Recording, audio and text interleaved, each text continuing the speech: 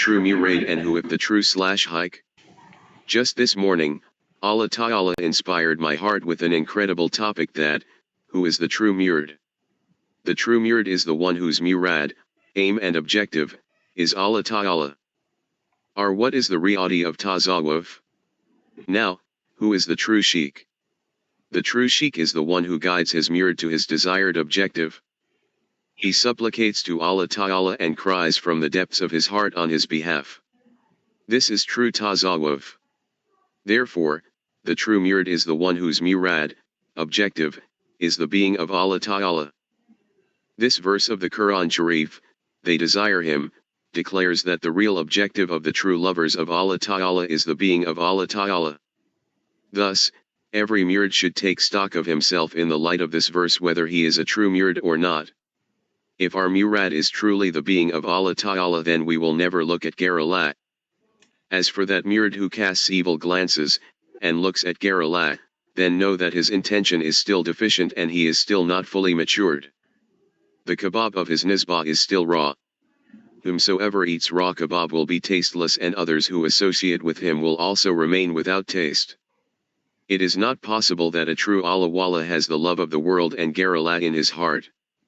The question now arises as to who is a true Allah Wala? The true Allah Wala is the one who makes every possible effort to attain Allah Ta'ala and exerts himself in guiding his murids so that they may attain the same. He should not be treading the path alone, because the guide who treads the path alone and overlooks his murids is not a complete guide. On the other hand, a complete guide is the one who treads the path of Allah Ta'ala himself and is also considerate of those traveling with him. He continuously says to himself, "Let it not be that they have lost their way." Thus, the true guide is the one who travels while keeping his companions also in mind. So have you now understood what true piri muradi is? That piri muradi relationship which has become so commonly misunderstood is due to fake pirs who, for the sake of mere worldly gain, teach a few wazifas to their murids but do not teach them how to live a life of piety. The murids of such pirs always remain like raw kebabs their whole life. On the other hand, there are other pirs who are genuine awliya. They continue to guide their murids onto the path of Allah with sincerity and heartfelt pain. However, it may also be that some of their murids do not pay heed to the advice of their sheikh. Thus they remain raw and deficient their entire life as well. This is their condition because he who flees from undergoing hardships and does not tolerate the pain of safeguarding his eyes and abstaining from sins, and he who does not undergo the grief of fighting his unlawful desires, then he is, in fact, prepared to bear the grief of separation from Allah Ta'ala. Such a person will always remain raw and deficient. Neither will he attain the enjoyment of life, nor will anyone else become intoxicated by his fragrance. Understand this properly. He who does not bear the pain of the path of Allah Ta'ala, will never attain Allah Ta'ala. In order for us to be able to tolerate such pain, Allah Ta'ala has revealed La ilaha before La.